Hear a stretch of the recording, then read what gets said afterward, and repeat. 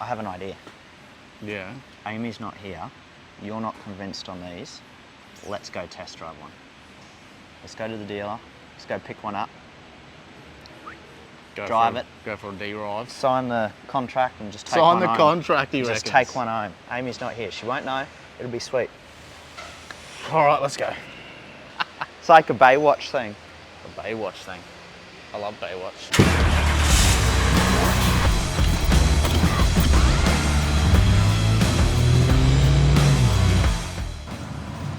All right, let's go, you guys. Look, it's got CarPlay as standard. It's got CarPlay. And it's got 3,000 cameras on the thing. Yeah, it does. Look at that. Left, right, front, rear. I'll top a tray. The interior is... It is... This is the Laramie very Sport, nice. like we said, but it is So I would probably... For people that haven't seen one, probably put this as a VX. That's a 300. So that's the step up from this one. That's the next one. I don't know if you can see that as we saw. Front ends are very similar. Headlights are a little bit different. But yeah, I reckon this would be about equivalent to a 300 series VX as far as model-wise go. Yeah, you'd probably say Because that. you've still got the ZX, Sahara, and the GR Sport. Yeah. But it's nice leather. It's It is nice nice little timberish looking trims. I don't know what you call that. Oh, Warnie, fail. What? I just went to indicate. There's nothing Oh, there, it's on bro. the other side because it's all on one stick. And it's indicator, the windscreen wipers, the lights, everything's on one stick. I don't know if I like that, mate. Can we change get that? used to it. I'd get used to it. Yeah. Okay. I'm just looking at what everything. They come with trailer brakes. They've got Yeah, trailer look, brakes too. there's a thing oh, there it Down is. the bottom left. Look at that. So It's- that is very similar to the Ranger one that we have in the Ranger. It's very quiet for a Hemi. Like just in car, sort of like Yeah, road noise. yeah. It's very quiet. It's big, but it doesn't feel big to drive. No, like I feel You know what a I fair mean? distance from you, like I'm arm reach from the front seat, but Yeah, you yeah. know, on the road it doesn't feel. No, it doesn't feel like I'm stupidly large at the moment. I feel like a 2500 or a 3500 would feel bigger. Oh yeah, definitely. And I mean, this is stock height wise, Correct. so I reckon. But like in talking in theory of people wanting to step into something like this from just say a normal dual cab, so like BT50 or the, D-Max Range or whatever. Or even Cruiser dual cab. Exactly. Like I can kind of see why it's becoming a little bit more of a popular thing to do. Mind you, there is a price tag. Yes. Yeah. So- What's one of these? 150. Yeah, so being this Laramie Sport, I think it is 150 drive away.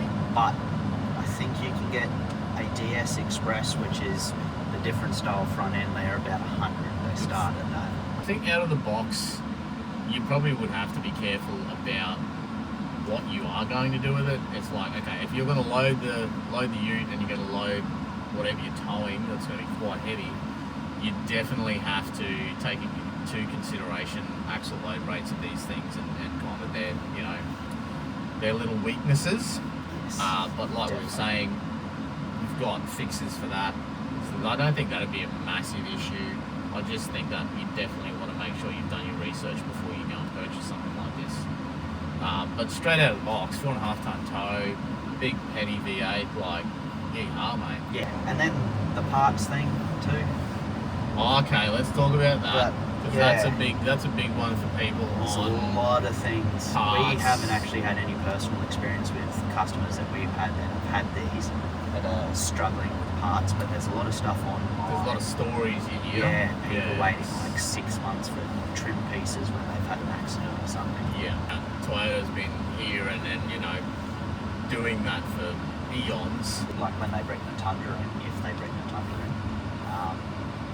Yeah, there is talk about that, That isn't could there? be interesting Yeah. because we don't know what they're going to do with that or how they're going to do that. But I feel like just because it's got the Toyota name, a lot of people will be drawn to that over stuff like this. Yeah, totally.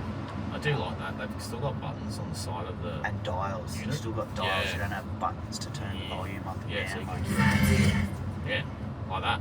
And Just this popped into my compared head. to...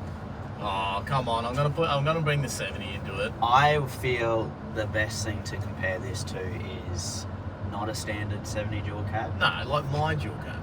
Yeah, well, I think you'd be better off comparing it to like a 4495 or something with a 300mm stretch. Yeah.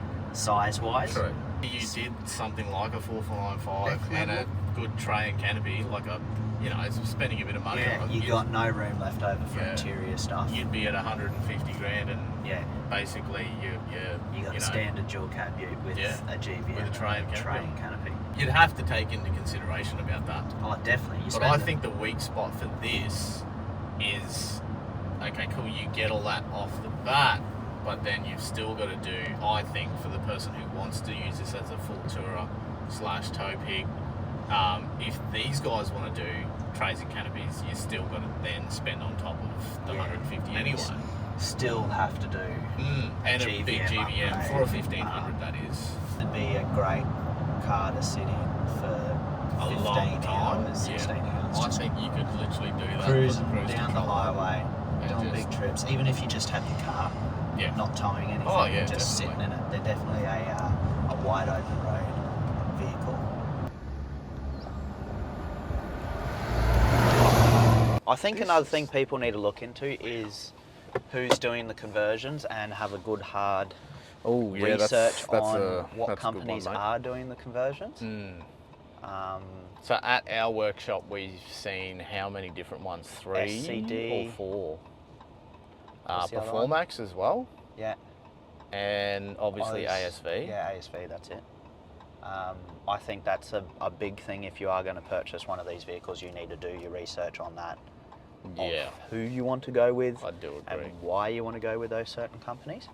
So it'll be interesting to see what a good set of wheels and a big lift will do, because there's a few companies out there that are doing actually big lifts on these things, like Big lift. 4, 5, 6-inch lifts. And to throw one of those in one of these and turn it into something else might You be can a have little that bit. big American feel. Yeah. Do you think it'd be detrimental, or do you reckon there's some good kids out there that actually do it well? I reckon there have been people that have put the testing and the time into it.